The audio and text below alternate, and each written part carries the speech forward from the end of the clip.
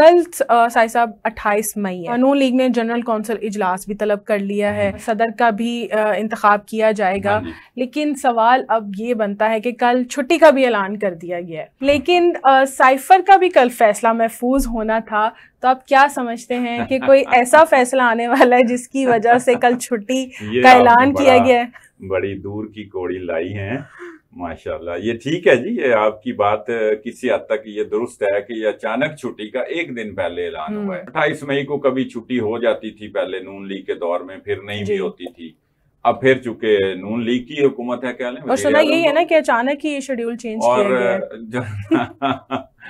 नहीं, यौम तकबीर अपनी जगह पे एक बड़ा दिन है जी, और दूसरी छुट्टी यौम तकबीर की खुशी में भी मनाई जा रही है। पहले होती थी साहब? नहीं होती थी। ज़ाहिर उस दिन पाकिस्तान एक एटमी कुव्वत बना है, मुस्लिम ममालिक में पहली कुव्वत के तौर पे, एटमी कुव्वत के तौर पे सामने आया। और छुट्टी की दूसरी वजह ये हो सकती है, अगर आपने निकालनी है बात, कि नवाज शरीफ का पार्टी सदर बनने की खुशी में भी छुट्टी हो रही है। और तीसरी बात जब मैंने आपसे पूछी है, मुझे उसका जवाब ठीक है, ये बात के ये भी कोई फैसला ऐसा आ सकता था, तो अब हो सकता है कोई चीज का इम्कान इसलिए भी हो कि छुट्टी के दिन तो अनाउंस नहीं हो सकता ना। छुट्टी, पब्लिक छुट्टी का मतलब तो, हॉलीडे का मतलब यही होता है कि सारी चीजें बंद हैं, अदालतें भी बंद हैं, स्कूल कॉलेज सरकारी निजी दफातर सारे बंद हैं। अच्छा, तो फिर आगे देखी जाएगी, आगे जो फैसला आता है फिर हम और छुट्टी कर देंगे, कोई ऐसी क्या बात है।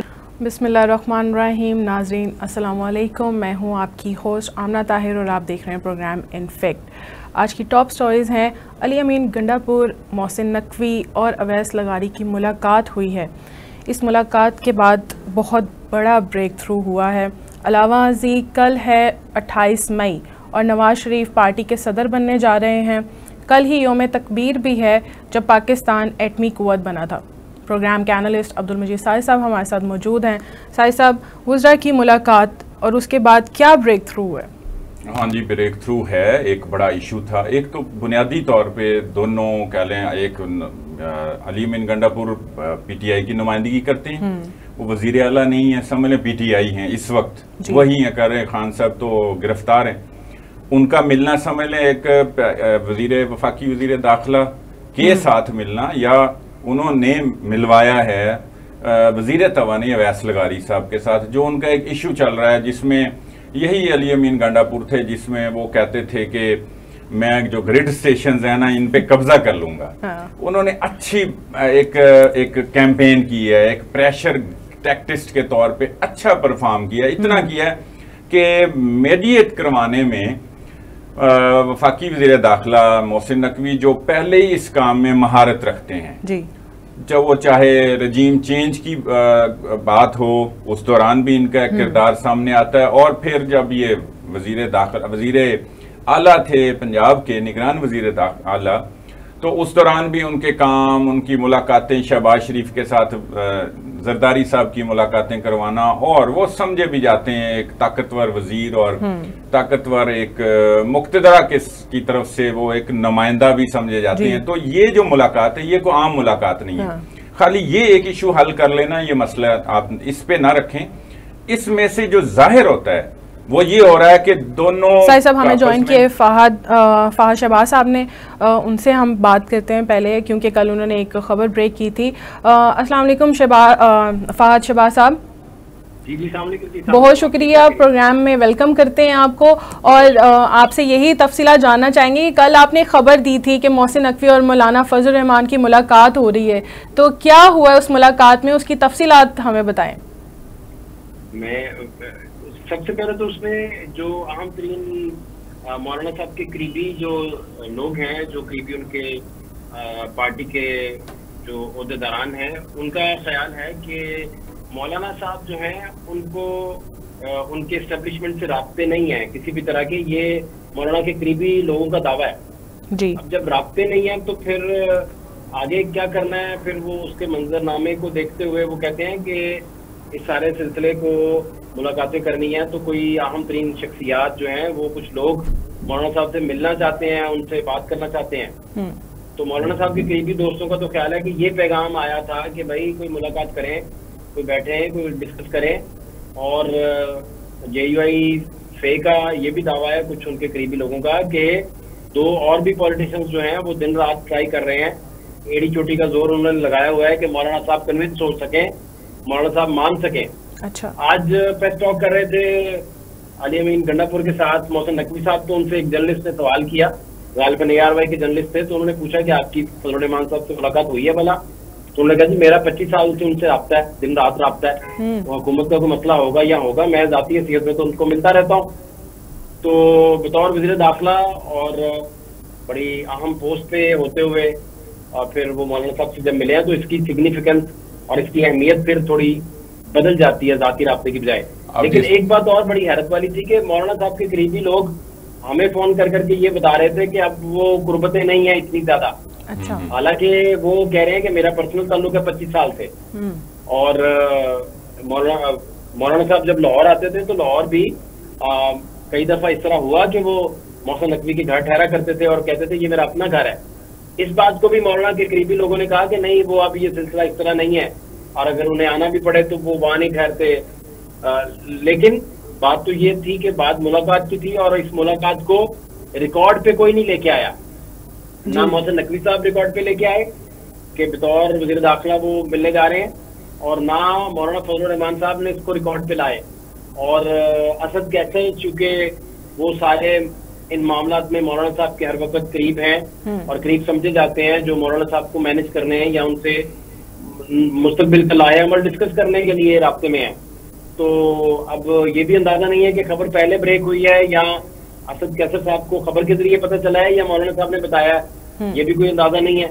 यहाँ क्या इस स्टेज पे अभी बात नहीं आई कि वो खुद को बाउंड नहीं समझते कि वो तरीकिन साहब को हर बात में लूप में ले। ये भी तो स्टेज एक होती है ना कि हो सकता है अभी स्टेज पे बात ना आई हो, लेकिन जो तरीकिन साहब के लोग हैं वो ये दावा करते हैं कि मौलाना साहब जमात इस्लामी और फिर PTI और GDA पीर पगारो ग्रुप ये सारे मिलकर फिर शायद कोई तहरीक चलाना जा रहे हैं और वो सितंबर में फिर शायद को मंजरनामा इस तरह का देखने को मिले। अच्छा फाज साहब, ये बात ठीक है, आपकी खबर भी बिल्कुल दुरुस्त है। जो आज मोहसिन नकवी साहब ने खुद उससे डिनाई नहीं किया उन्होंने, बल्कि ये कहा कि मेरे दरीना ताल्लुकात हैं, गोया कर रहे हैं। उन्होंने तस्लीम कर लिया कि मुलाकात हुई है, वरना ना हुई होती तो वो कह देते कि नहीं। आप क्या समझते हैं कि इनकी मुलाकात खाली एक वजीर की मुलाकात तो है नहीं, वो जिस तरह का इंप्रेशन रखते हैं नकवी साहब, ये मुलाकात तो कुछ इशारा कर रही है। क्या समझते हैं, वो इशारा हालात को नॉर्मल करने की तरफ है या आपकी नजर में कोई इसका और कोई मकसद है? अब्दुल साहब, मैं ये समझता हूँ कि हालात नॉर्मल करने से बात बहुत आगे चले गई, चूंकि मौलाना के गिले बहुत ज्यादा हैं इस दफा। और मौलाना साहब ने नवाज शरीफ साहब के साथ जब मीटिंग हुई थी तो वो वाकया मैं दोबारा आपको सुनाता हूँ, जिसमें मौलाना साहब नवाज शरीफ साहब को कह रहे थे कि हमें बताया गया था कि आप इस MPA को खड़े ना करें पशीन वाली सीट पे, नहीं तो हम इसे हरवा देंगे। तो उन्होंने कहा कि फिर हरवा दिया गया MPA।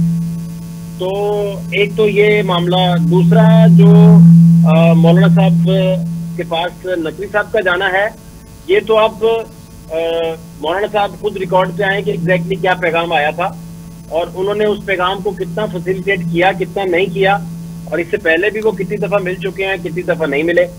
और इसमें अगर जाती हैसियत में मीटिंग थी तो ये खुफिया रखने की क्या जरूरत थी? फिर तो कैमरों के सामने जाते और कहते जी वज़ीर दाखिला जाती हैसियत में मिलने गए हैं, इसमें क्या प्रॉब्लम था? फिर खुफिया मीटिंग को क्यों रखा अगर ये जाती थी तो? ये बहुत सारे क्वेश्चन हैं और आपकी बात बिल्कुल दुरुस्त है कि ये जिस वो पोर्टफोलियो पे काम कर रहे हैं और जितने हसास पोर्टफोलियो पे काम कर रहे हैं और जितनी ब्रिजिंग में उनका रोल रहता है मोहसिन नकवी साहब का, आप भी उन्हें जाती तौर पे जानते हैं, तो उस सारे मामले में जाती वो मीटिंग रह सकती नहीं है। और उस स्टेक होल्डर के साथ तो बिल्कुल नहीं रह सकती जिस स्टेक होल्डर ने टफ टाइम दिया हो गवर्नमेंट को, और गवर्नमेंट से ज्यादा एस्टेब्लिशमेंट को टफ टाइम दिया हो इन दिनों में, कि वो हर दूसरी लाइन में एस्टेब्लिशमेंट को कोई ना कोई वो बात बताते हैं, कोई ना कोई पुराना हवाला देते हैं, कोई ना कोई अपने ग्रेवियंसेस, अपने शकूक शुबहात का इजहार करते हैं, कोई ना कोई अपनी बात बताते हैं, कोई ना कोई वाकया सुनाते हैं। तो इस वजह से आप बिल्कुल दुरुस्त कह रहे हैं, लेकिन ये रिकॉर्ड पे आ गई मीटिंग रिपोर्ट होने की वजह से। अगर ये रिपोर्ट ना होती तो ये पता ही नहीं चलना था कि इस तरह की कोई मीटिंग जो है वो हुई है। ये आपने ब्रेक ना की होती तो इसका कोई पता भी नहीं चलना था। मुझे एक सवाल आपसे एक सवाल और करना है जी जी प्लीज। आप क्या समझ रहे हैं कि आप बाखबर तज्जियाकार भी हैं, एंकर भी हैं, आपकी खबरें हम देखते हैं, माशाल्लाह बहुत आप प्रोएक्टिव होकर काम कर रहे हैं, ये तो एक ट्रिब्यूट समझ लें हमारी तरफ से भी। और आप इतना बाखबर हैं, आप मुझे ये बताएं कि पीटीआई के हलके में क्या खबरें गर्दिश कर रही हैं, ख़ास तौर पे ये इस तरह की मुलाकातें, और जिस तरह अली अमीन गंडापुर साहब देखें वो कल इमरान खान साहब से मिले हैं, फिर वो जो है ना SIFC की वो एपेक्स कमेटी में भी वो गए हैं, शिरकत की उन्होंने, वहाँ भी उन्होंने कुछ इजहार किया है आर्मी चीफ के हवाले से कि कोई एक सवाल के जवाब में उन्होंने कहा कि कोई बात करने वाली थी तो मैं करूँगा, वहाँ मौका नहीं था, तो कुछ हुई भी हैं बातें, 2 दफ़ा बातचीत भी हुई है। फिर साथ ही उनका वफाकी वज़ीर दाखिला के ऑफिस में वज़ीर तवानाई के साथ एक मसला हल हो जाए। मैं ये समझ रहा हूँ, मैं एक बस बात ये करना चाह रहा हूँ कि मुझे लग रहा है हालात कुछ बेहतरी की तरफ जा रहे हैं। पीटीआई के हलके में इसको किस तरह देखा जा रहा है? सर, इसमें जो अहम तरीन बात है, 2 प्रॉब्लम्स हैं। एक एडमिनिस्ट्रेटिव प्रॉब्लम है और एक है बयानिए का प्रॉब्लम। जो बयानिए का प्रॉब्लम है वो तो वहीं का वहीं खड़ा है, और जितने भी उनके नजरियाती लोग थे वो किसी न किसी वजह से वो अंदर हैं जेलों में। जो कोर टीम है वो या तो भागी हुई है या वो बदली जा चुकी है। तो ये जो एडमिनिस्ट्रेटिव मसला है कि एक बंदा वज़ीर आला है तो उसने विफाक के साथ चलना है ताकि कम से कम लोगों के वजह से कोई ऐसा वो डिलीवर कर सके, लोगों तक पहुंच सके, कोई हैव नॉट्स के थोड़े बहुत मसाइल एड्रेस कर सके। और अगर वो भी लड़ाई झगड़े में पड़ जाएगा तो वो मामला नहीं है। इस वजह से अली अमीन गंडापुर को जो मैंडेट इमरान खान ने दिया है वो उस मैंडेट के ताबे काम अब कर रहे हैं। एग्जैक्टली जो रिटर्न उन्हें इमरान खान साहब की तरफ से हदायत आई हैं उनके ताबे काम कर रहे हैं। अली अमीन गंडापुर जो है, ये पहली दफा जब इमरान को मिलने गए, इमरान खान साहब को जेल में, तो इन्होंने जाते ही कह दिया कि वो मैं खान साहब आपके बनी गाला में आपको शिफ्ट करवाने के लिए तगोदो करता हूँ, आप मुझे बताएं। तो खान साहब तो सीधे हो गए और बड़ी बातें सुनाई इसको और कहा कि तुम जुर्रत कैसे कर सकते हो इस तरह की बात मेरे साथ करने के लिए। और बाद में आहिस्ता आहिस्ता जो लोग भी खान के करीब थे वो डील की या इस तरह की कोई भी बात या कोई भी ऐसी बात जो जिससे तासुर आए कि वो किसी के साथ राब्ते में है, तो वो सारी बातें आहिस्ता आहिस्ता एलिमिनेट हो गई। तो ये एक वज़ीर आला को वफाक के साथ चलना होता है, चीजें लेके चलनी होती है ताकि उसका मैंडेट जो है वो कम से कम लोगों तक पहुंचने का वो मुतासिर ना हो और कुछ सादुम ना बने, कम से कम कोई तो कुशन हो जिसमें बात चलती रहे। लेकिन असल मसला तो बयानिए का जो फंसा हुआ है, और लीडर तो इनका जेल में है और वो कब तक जेल में रहेगा कोई अंदाजा नहीं है। नवाज शरीफ जब जेल में थे तो हम तब भी यही कहते थे कि ये कब तक जेल में है कोई अंदाजा नहीं है। तो हालात फिर बदल गए काफी। बहुत शुक्रिया फाज साहब, बहुत शुक्रिया। बहुत शुक्रिया आपका फाज शहबाज साहब, आपने हमें प्रोग्राम में ज्वाइन किया और आपने इतनी तफसीलात से हमें आगाह किया है। साहिब साहब क्या कहते हैं आप, मौलाना फजल रहमान की भी मुलाकात हुई है, अली अमीन गंडापुर की भी मुलाकात हो रही है, मोहसिन नकवी से ये मुसलसल जो एक सिलसिला शुरू हो गया है मुलाकातों का, क्या इशारा दिया जा रहा है? मोहसिन नकवी साहब ने इसको ब्रेक थ्रू करार दिया है, बड़ा ब्रेक थ्रू। उन्होंने ये लफ्ज बोला है अपनी प्रेस कॉन्फ्रेंस। अच्छा। और मैं जो इससे डिराइव कर रहा हूँ, चीज़ें अक्स कर रहा हूँ, मुझे बिल्कुल ये लगा, मैं इसलिए उनसे ये बात कर रहा हूँ कि मुझे ये लग रहा है कि कुछ चीज़ें जो फंसी हुई हैं, ज़ाहिर बंद गली में पाकिस्तान खड़ा है, उसमें एक बयानिया है, वो बात ठीक है कि वो बयानिया के ख़त्म होने, दब जाने या कमज़ोर होने की वजह से कुछ चीज़ें सामने नहीं ला रहे, उनका बयानिया भी बरकरार रहे और हालात भी नॉर्मल हो जाएं, पाकिस्तान आगे को बढ़े, हालात की का तकाजा भी है। मुझे ये लग रहा है कि ये, वरना देखें अगर इतना भी जितनी लचक आई है, इतनी लचक भी ऐसे नहीं आ सकनी थी अगर इमरान खान की तरफ से ये इशारा ना होता कि आप भाई बात करें, सूबा चलाएं, बेशक आप अपने जो इंतजामी मामला थे वो देखें, लेकिन वो तो पहले भी सूबे के 2 महीने गुजर गए हैं, तो उन्होंने किस किस तरह का ग्रिड स्टेशन पे कब्जा करने की बात की, उन्होंने इस्लामाबाद पे चढ़ाई की बात की, लेकिन वही अली अमीन ये मुलाकातें बर्फ पिघलने का सबब बन सकती हैं, बर्फ पिघलने का सबब बन रही हैं। बिल्कुल मुझे ये लग रहा है अभी के लिए, बाद में फिर कुछ चेंज आ जानी है, जाहिर है सियासत है। अच्छा। तो ये लो दो भी होता है इसमें और अपना बयानिया भी बचाना होता है, लेकिन इस वक्त मुझे लग रहा है कुछ चीजें थोड़ी सी जो है ना वो बर्फ पिघलना शुरू हो गई है। कल भी मुलाकात हुई है, आज भी मुलाकात हुई है, अली अमीन गंडापुर की शिकायतें भी करते हुए नजर आए हैं। किस किस की और क्या शिकायतें की हैं? वैसे देखें ना, वो अगर इतना समझते हैं कि मैंने कोई बात करनी है, मुझे ज़ाहिर मैंडेट मिला हुआ है, तो तभी वो उन्होंने ये बात की कि आगे भी चलना है, कि ये वज़रा, वफाकी वज़रा के बयानात पे, उनकी गुफ्तगू पे उन्होंने कुछ शिकायतें की कि जी ये बड़ी बातें ऐसे करते रहे। लेकिन उनका और गवर्नर का भी, जैसे ही गवर्नर फैसल करीम कुंडी साहब जूं ही वो तैनात होते हैं तो साथ ही उनकी जो है ना जंगोजदल शुरू हो जाती है, लफ्जी सी।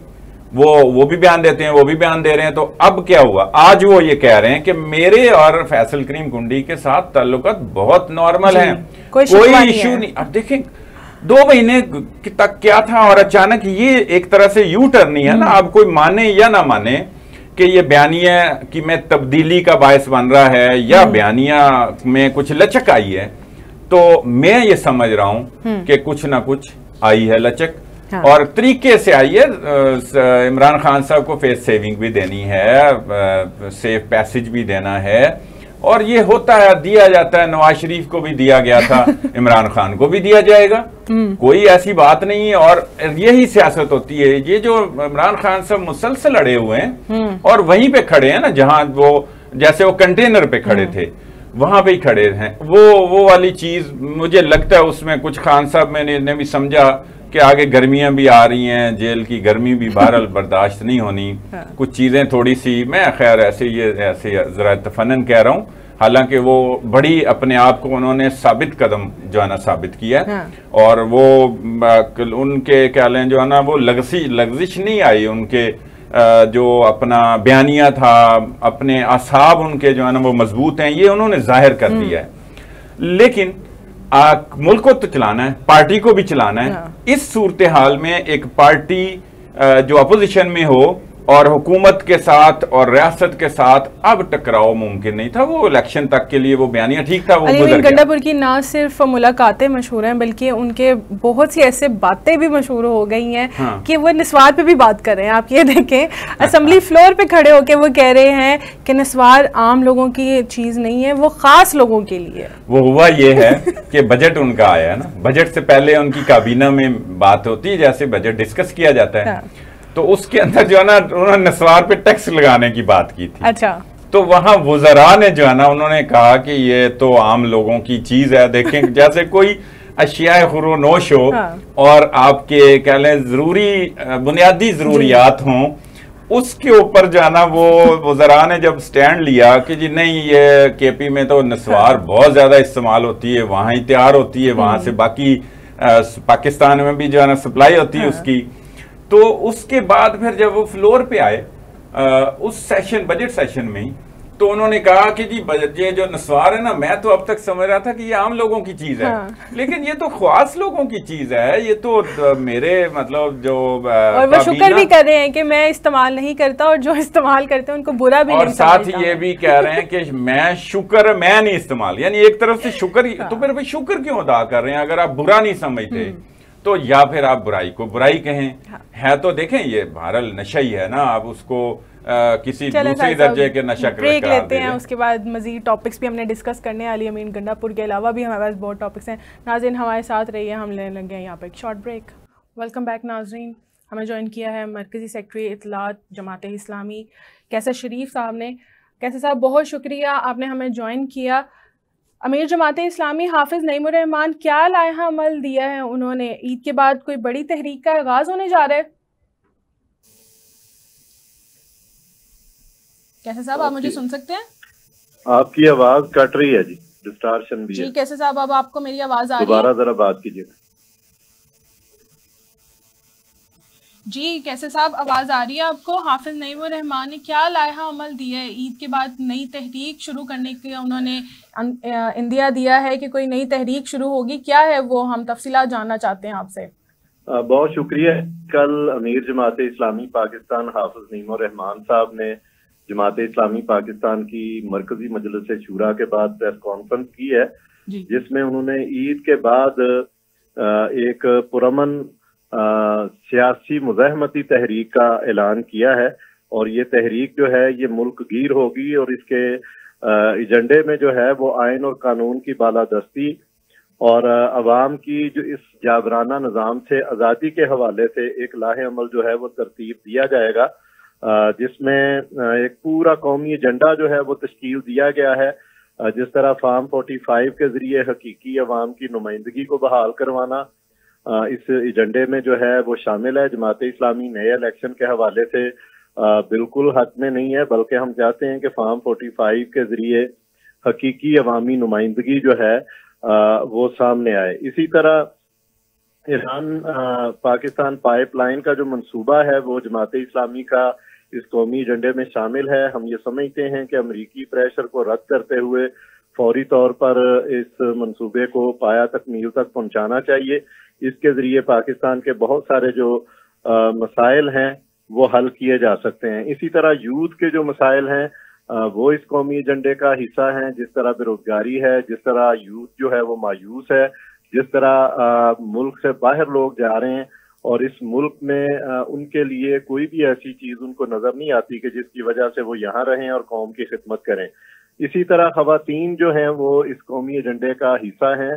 खवातीन के जो मसाइल हैं, खवातीन के जो हकूक हैं, जो पाकिस्तान में ऐलानात तो बहुत सारे किए जाते हैं, उनके विरासत के हकूक हैं, उनकी इज्जत और नामूस का मामला है, जॉब्स पर उनकी जो हिरासमेंट का मामला है, इसी तरह उनकी एजुकेशन जो है उसको फौरी तौर पर उस तरह प्रायोरिटी में रखने की जरूरत है। ये भी हमारा कौमी एजेंडे में शामिल है। तालीम का मामला जो है वो कौमी एजेंडे में शामिल किया गया है। जिस तरह की तालीम को तिजारत बना दिया गया है और यहाँ पर गरीब का बच्चा जो है वो पढ़ नहीं सकता। अगर वो पढ़ने जाता भी है तो उसके लिए निसाब तालीम और माहौल कुछ और है, और अमीर का जो बच्चा है, लीड का जो बच्चा है, उसके लिए कुछ है।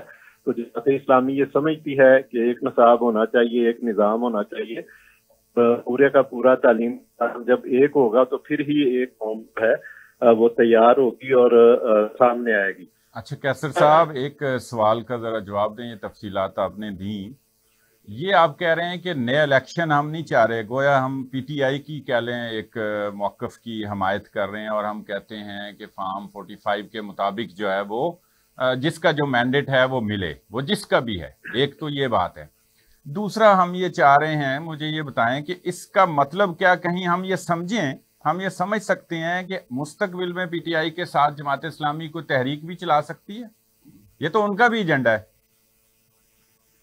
देखिए, जमात ये चला रही है, साथ मिलना, जमात का हमारे साथ मिलना, ये मुतलका नुकात जो है वो की जा सकती है। जमात इस्लामी ने पहले लाइन कर गई है, अभी हो सकता है वो हमें दोबारा ज्वाइन कर लें। तो हम ये सवाल उनसे जरूर पूछना चाहते हैं। ये बड़ा अहम सवाल है, चूंकि जैसे फात शहबाज भी कह रहे थे कि वो आगे जाके जीडीए, मौलाना फजलुर रहमान, जमात इस्लामी, पीटीआई ये एक बड़ी तहरीक चला सकते हैं। इनसे यही मालूम करना है मुझे। अभी तक जो मालूम है वो तो यही है कि जमात इस्लामी पीटीआई के साथ कोई मिलके नहीं तहरीक चलाएगी। जमात इस्लामी अपने प्लेटफॉर्म पे पैरेलल एक अपनी तहरीक चलाएगी और असूली सी तहरीक जो हाफिज नईमुर रहमान बार बार जिसका इजहार कर चुके हैं कि फार्म 45 के मुताबिक जिसका मैंडेट है उसको दिया जाए। उसमें ज़ाहिर हाफिज नईमुर रहमान साहब खुद भी मुतासरीन में है या कराची में, वो कराची के अमीर थे, तो वहां पे भी उनका जो मैंडेट है वो चोरी हुआ है। तो ये एक तो बात क्लियर है।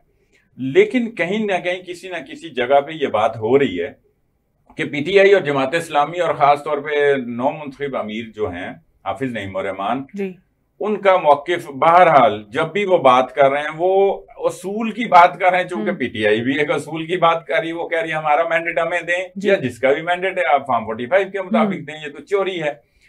इन बातों से जब से वो मुंतखब हुए हैं तो ये कहीं ना कहीं बात हो रही है कि इनका एक तरह की खामोश अंडरस्टैंडिंग है। हाँ जी, कोई बात और नहीं है। कोई पीटीआई के साथ जितने राब्ते हैं वो जाहिर हैं, ओपन हैं। उन्होंने जो तहरीक तहफ़्फ़ुज़ आईन पाकिस्तान है उसका वफद भी आया था, चकजई साहब, असद कैसर साहब, मंसूरा, और उनको वो मिले तो उन्होंने कहा कि जी आपकी दावत आ गई और हम आपको जवाब देंगे। लेकिन इन्होंने कोई उनको ज्वाइन नहीं किया। हाँ जी। तो ये मालूम करना, चूंकि ये कोई क्या सराइयां हो रही हैं कि अगर ये इकट्ठे होकर तहरीक चलाते हैं, देखें फिर या तो एक बात तो ये बड़ी बड़ी वादे कर रहे हैं, वो पीटीआई की एक का मौकफ ही है, यानी पीटीआई की हुकूमत आए, जो पीटीआई कहती है उसके बकौल उनका मैंडेट है, तो फिर वो नए इलेक्शन की बात नहीं हो रही।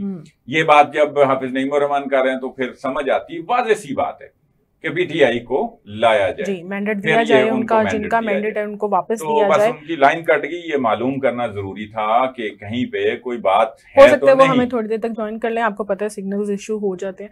लेकिन कल साई साहब 28 मई है, नून लीग ने जनरल कौंसिल इजलास भी तलब कर लिया है, सदर का भी इंतखाब किया जाएगा, लेकिन सवाल अब ये बनता है कि कल छुट्टी का भी ऐलान कर दिया गया है कल, लेकिन साइफर का भी कल फैसला महफूज होना था, तो आप क्या समझते हैं कि कोई ऐसा फैसला आने वाला है जिसकी वजह से कल छुट्टी का ऐलान किया गया है? बड़ी दूर की कौड़ी लाई है माशाल्लाह। ये ठीक है जी, ये आपकी बात किसी हद तक ये दुरुस्त है कि ये अचानक छुट्टी का एक दिन पहले ऐलान हुआ है। 28 मई को कभी छुट्टी हो जाती थी पहले नून लीग के दौर में, फिर नहीं भी होती थी, अब फिर चूंकि नून लीग की हुकूमत है क्या लें, और सुना यही है ना कि अचानक ही ये शेड्यूल चेंज किया गया है। नहीं, यौम तकबीर अपनी जगह पे एक बड़ा दिन है जी, और दूसरी छुट्टी यौम तकबीर की खुशी में भी मनाई जा रही है। पहले होती थी साहब? नहीं होती थी, ठीक है, मैं ये कह रहा हूँ, ये एक अब उनकी हुकूमत आ गई, एक उनकी ज़ाहिर उस दिन पाकिस्तान एक एटमी कुव्वत बना है। हमने जो है ना इंडिया के मुकाबले में 5 जो है ना एटमी धमाके किए थे, और मुस्लिम ममालिक में पहली कुव्वत के तौर पे, एटमी कुव्वत के तौर पे सामने आया। और छुट्टी की दूसरी वजह ये हो सकती है, अगर आपने निकालनी है बात, कि नवाज शरीफ का पार्टी सदर बनने की खुशी में भी छुट्टी हो रही है। और तीसरी बात जब मैंने आपसे पूछी है, मुझे उसका जवाब ठीक है, ये बात के ये भी कोई फैसला ऐसा आ सकता था, तो अब हो सकता है कोई चीज का इम्कान इसलिए भी हो कि छुट्टी के दिन तो अनाउंस नहीं हो सकता ना। छुट्टी, पब्लिक छुट्टी का मतलब तो, हॉलीडे का मतलब यही होता है कि सारी चीजें बंद हैं, अदालतें भी बंद हैं, स्कूल कॉलेज सरकारी निजी दफातर सारे बंद हैं। अच्छा, तो फिर आगे देखी जाएगी, आगे जो फैसला आता है फिर हम और छुट्टी कर देंगे, कोई ऐसी क्या बात है। अच्छा, और ठीक है, मुल्क को कोई गर्मी बहुत ज्यादा है, कोई थोड़े से रेस्ट करें लोग, उनको हीट वेव का खतरा है। अच्छा, तो कोई 2-3 और छुट्टियां देनी पड़े इस फैसले की वजह से, तो ठीक है, ये बात दुरुस्त है किसी हद तक। लेकिन यौम तकबीर को तो नहीं हम इग्नोर कर सकते। वो कोई नवाज शरीफ का क्रेडिट तो नहीं है, या वो कोई नून लीग का तो नहीं ना अकेले, वो तो कौम का क्रेडिट है। ठीक है, नवाज शरीफ उस वक्त वजीर आजम थे, हमें साथ साथ इसका क्रेडिट जुल्फिकार भुट्टो को भी देना चाहिए, जिन्होंने एटमी आप कह लें इस पावर बनने की बुनियाद रखी थी जी। उनका भी है, उनका, और असल में वो क्रेडिट के ज्यादा मुस्तहक हैं। अब ये बटन दबाना तो उस वक्त जो भी वजीर आजम थे उन्होंने दबाना ही था ना जी। वो तो नवाज शरीफ के हिस्से में आया, वो खुशकिस्मत है। और सबसे अहम बात यह है कि अब कल बिला मुकाबला नवाज शरीफ जो है ना वो पार्टी सदर बनने जा रहे हैं। ये देखें आप, बिला मुकाबला कल इंतखाब होना है, कागजात के लिए उन्होंने तरीकाकार तय किया है, क्योंकि फिर इलेक्शन कमीशन में भी जाना है और वहां पे वो तरीकाकार मांगते हैं। अब पहले ही पार्टी इंट्रा पार्टी इलेक्शन के वो अब मांगते हैं, तो राना सनाउल्लाह जो है ना वो चीफ इलेक्शन कमिश्नर हैं। अच्छा, और कोई उनके साथ कुछ मेंबरान हैं, और शुनीद यही है कि कोई भी और कागजात जमा नहीं होंगे, तो बिला मुकाबला वो सदर बन जाएंगे। क्लियर बात है, बन जाएंगे वो सदर। फिर उसके बाद वो एक खिताब भी करना चाह रहे हैं। अच्छा, अब ये कल का दिन गुजर गया, नवाज शरीफ का उसके बाद प्लान है पाकिस्तान में फिर दौरों का, और खुल के जो है ना वो बात करेंगे। खिताब नया होगा या वही पुरानी बातें हमें? नहीं, वो अब खुल के बात करेंगे। अच्छा, हाँ, अब मज़ामती सियासत की बात करेंगे। ये मुफाहमती सियासत नवाज शरीफ के जोड़ों में बैठ गई है। अच्छा, ये सबको पता है। हाँ। कि असल जो है ना, देखें इसी वजह से पीटीआई का बयानिया जो है ना वो मकबूल हुआ है कि ये तो मुफाहमत कर रहे हैं, और मुफाहमत पे मुफाहमत चलती आ रही है, पीडीएम और वो दौर और अभी का दौर और अभी फिर एक इत्तेहादी सी हुकूमत, ये तो कोई इसमें तो कोई परफॉर्म भी नहीं कर सकता, और कोई खुल के कोई बड़ा इकदाम नहीं उठाएंगे। बहरहाल एक एजेंडा तो है पाकिस्तान को आगे ले जाने का, लेकिन नवाज शरीफ वजीर आजम तो नहीं है, वो पार्टी के सदर होंगे। फिर वो मुख्तलिफ सूबों में, मुख्तलिफ शहरों में पार्टी सदर के तौर पे वो निकलेंगे, वो वहां जाके अपना लाहे अमल देंगे, खिताब करेंगे, पार्टी को रीऑर्गेनाइज करेंगे, रीयूनाइट करेंगे। जो बज़ाहिर लग भी रहा है कि वो उनकी वजह से ही, चूंकि वो नून लीग के अंदर नून लीगियों की हद तक इनकी कबूलियत है। अच्छा। शहबाज शरीफ की वो नहीं है पार्टी लीडर की, वो एक अच्छे एडमिनिस्ट्रेटर हैं या उनके भाई हैं, या वो वजीर आला के तौर पे भी अच्छा उन्होंने परफॉर्म किया, या वो वजीर आजम के तौर पे भी कर सकते हैं, या असल ये है कि लीडर तो फिर भी नवाज शरीफ ही हैं। रहना भी उन्होंने पहले भी वो क्या लें गैर एलानिया लीडर थे, कायद थे उनके, और अब वो मुंतखब कायद होंगे और सदर होंगे पार्टी के, तो वो पार्टी को मुतहर्रक करेंगे। और कुछ लोग जो नाराज हैं, मुल्क के लिए भी कुछ बेहतरी करेंगे, मुल्क के लिए बेहतरी का सवाल आप ना करें, ये तो इसका तो कोई ताल्लुक नहीं है पार्टी की सदारत से। वो अपनी पार्टी को तो बहरहाल उसकी तो बेहतरी करेंगे, मुल्क की बेहतरी तो फिर जो काबीना इस वक्त वो करेगी, उनको कोई मशवरे देंगे, जो भी है उनकी उससे कारकर्दगी इनडायरेक्ट उसका ताल्लुक है। हाँ। लेकिन वैसे तो वो पंजाब में बहरहाल उनकी बेटी हैं, तो पंजाब के अंदर जरूर वो उनका अमल दखल है और वो खुल के अमल दखल कर रहे हैं। बड़े एतराज़ात आ रहे हैं, लेकिन वो काबीना से भी खिताब कर रहे हैं, वो मुख्तलिफ इफ्तिताह भी कर रहे हैं प्रोजेक्ट्स के। पंजाब में वो मजबूत करेंगे, पंजाब में बेहतरी की जरूर उम्मीद है। वफाक का उनका नहीं है, वो शहबाज शरीफ जाने और वो जाने और उनको लाने वाले जाने। ठीक है, तो सब अगली खबर की तरफ हम बढ़ते हैं। इस्लामाबाद में गजा कैंप के ऊपर गाड़ी चढ़ाने का जो वाकया पेश आया था, पहले तो मैं आपसे ये पूछूंगी कि क्या पेशरफ्त हुई है, क्योंकि सुना ये जा रहा है कि ड्राइवर वो आला फौजी अफसर था, और आप क्या कहते हैं इस बारे में? जी ये बात ठीक है, वो बड़ी देर बाद ये खबर बाहर आई है, पता ही नहीं चल रहा था कि वो कौन है, खामोशी इख्तियार की थी। अब जब कोई चीजें ज़ाहिर है यहाँ अभी इस दौर में इतने मीडिया और सोशल मीडिया इतना वाइब्रेंट है, तो उसमें फिर ये कितनी देर छुपाई जा सकती थी खबर। मालूम पड़ा अब कि जी वो तो एक लेफ्टिनेंट है फौज के, एक आला अफसर है, लेफ्टिनेंट रैंक एक बड़ा रैंक होता है जी। अब बड़ी हैरान कुन बात है, ये पता नहीं फौज की बदकिस्मती है या पता नहीं उनको कोई नजर लगी है। अच्छा। कि रात के अंधेरे में या गजा कैंप में जो है ना लोग बैठे हुए लेटे हुए सोए हुए के ऊपर गाड़ी भी अगर चढ़ाई है तो एक आला फौजी अफसर ने चढ़ाई, वो भी को आम आदमी नहीं निकला, को आम ड्राइवर नहीं निकला। पता नहीं वो किस हालत में थे, कैसे, यानी हम भी ड्राइव करते हैं, कैसे ये अचानक हो गया। एक शक की बुनियाद पे ये गुंजाइश मौजूद है कि इंसान ड्राइविंग करते हुए किसी वक्त हादसे का शिकार हो सकता है, मौजूद है ये इसकी गुंजाइश। लेकिन अनफॉर्चुनेटली वो ड्राइवर जो हैं वो एक आला फौजी अफसर निकले जी। उनके वालिद ग्रामी जो हैं वो ब्रिगेडियर रैंक के हैं। अब इस वाक़े के बाद उनके वालिद ने इस्तीफा भी दे दिया है। अच्छा। अब इस्तीफा देना तो काफी नहीं है, जो हुआ है वो उसकी तो सजा है ना। इस इस्तीफे देने से अच्छा मैसेज ये है कि मैं असरअंदाज ना हूं, उनकी जो तहकीकात हैं हो रही, मैं असरअंदाज ना हूं। अब उन्हें जो है ना मिलिट्री पुलिस के हवाले कर दिया गया। अच्छा। अब अवामुन्नास ये बात कर रही है, और चलें साहब टाइम खत्म हो गया, उनको आपने मिलिट्री पुलिस के हवाले कर दिया, तो फिर वहां तो हमें नहीं मिलती कोई खबर। ठीक है, तो हमें या तो बाखबर रखें, लेकिन मिल जाएगी खबर, क्योंकि आपके पास बहुत खबरें होती हैं। लेकिन आज का हमारा टाइम खत्म हो गया। बहुत शुक्रिया साहब आपका। नाज़रीन, ये था आज का प्रोग्राम, हमें दीजिए इजाजत। अल्लाह हाफ़िज़।